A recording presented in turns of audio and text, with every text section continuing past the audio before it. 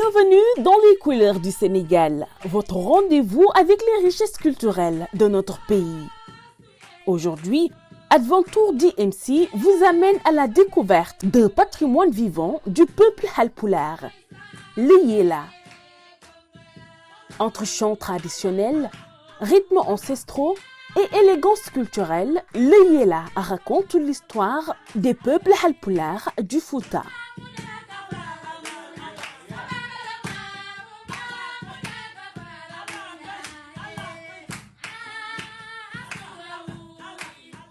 Le Yella est une musique et une danse traditionnelle des Halpulaar, principalement pratiquée dans le Fouta Toro, au nord du Sénégal et au sud de la Mauritanie.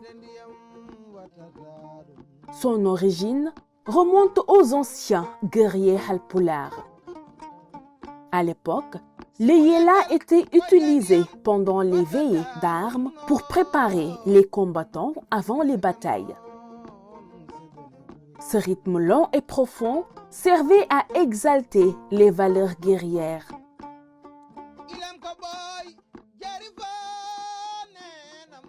Encourager les troupes et renforcer le courage des hommes avant leur départ au combat.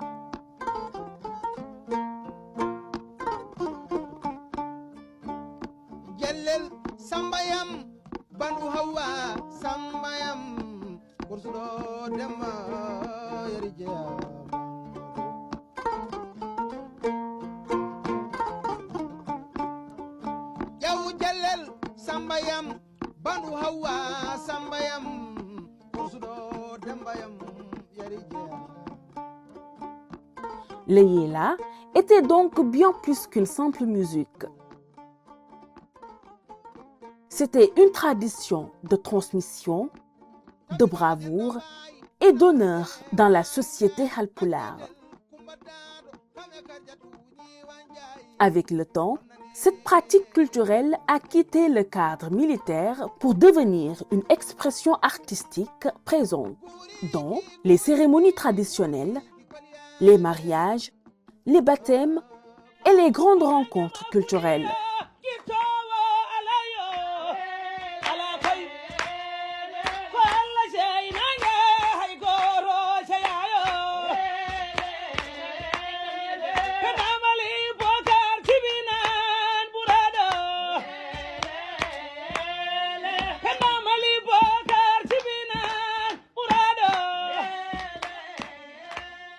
Même si le Yella trouve ses racines dans la noblesse peul, sa pratique musicale et artistique a été confiée aux griots appelés Aouloubé. Ce sont eux qui ont préservé cette tradition à travers les générations. Grâce aux chants, aux récits historiques, aux louanges et aux rythmes traditionnels. Les griots jouent donc un rôle essentiel dans la conservation de la mémoire culturelle du peuple halpulaar.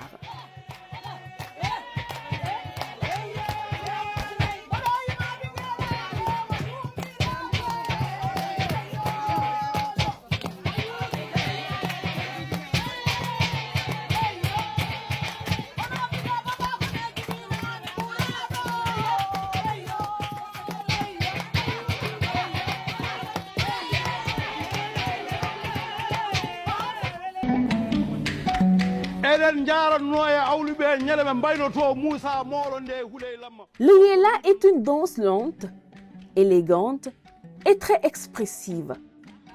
Les mouvements sont souvent accompagnés de balancements du corps, de gestes des mains, de foulards tournoyants et d'une démarche majestueuse.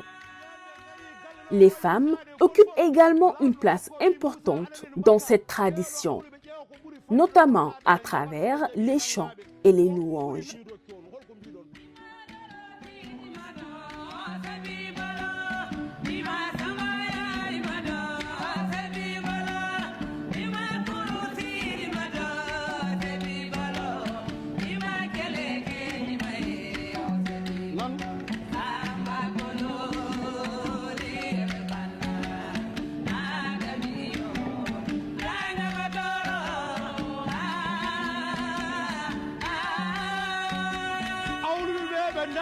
koye mabɓe eɓe jiiɗi yawde mawɗo gawlo haale ganoje men wiiɓe ceɗoɗe oto kaale hay batte ngare jaltinmi Moussa Allah jarama a jarama ngalɗo dokkal mawne amen ɗum heewe amen. Le yéla est accompagné par plusieurs instruments traditionnels. Les calebasses, le hodour ou koli, un luth traditionnel halpulaar, les percussions, les battements de mains et les chants des griots. Ces sonorités donnent au yéla un rythme doux, profond et hypnotique. Bamni mabɓe ɓe jaltini bagage mabɓe ɓe jeehi Moussa wi sehil mumo mi winoma ɓe jawata ay mi haalninoɓe ɓe awdi ɓe pertini kam o wimo jooɗo maɓe gartu ha ɗo e yeeso ma Moussa yi ɓe gartata ɓe jiiha ɓe jalti wuro ngo ɓe jooɗi. Le chanteur sénégalais Baba Mal est l'un des artistes qui a le plus contribué à faire découvrir le yéla à l'international.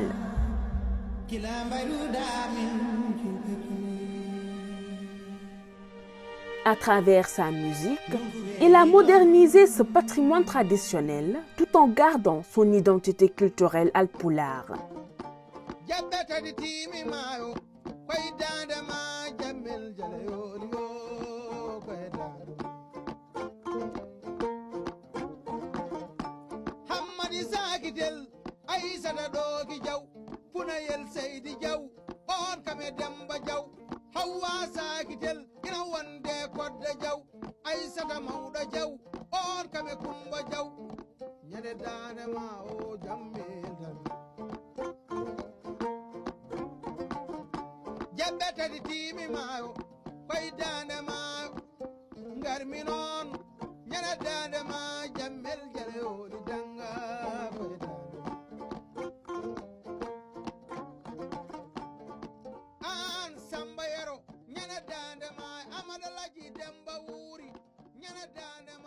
Chez les halpulaar, le yéla est souvent associé au wango. Le wango est davantage une danse festive et populaire, alors que le yéla possède un caractère plus historique, noble et spirituel.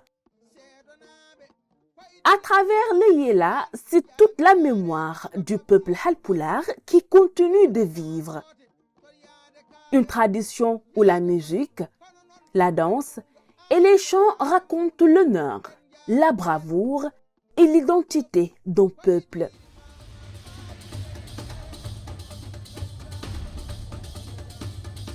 C'était les couleurs du Sénégal avec Adventure DMC, à la découverte des cultures qui font battre le cœur du Sénégal.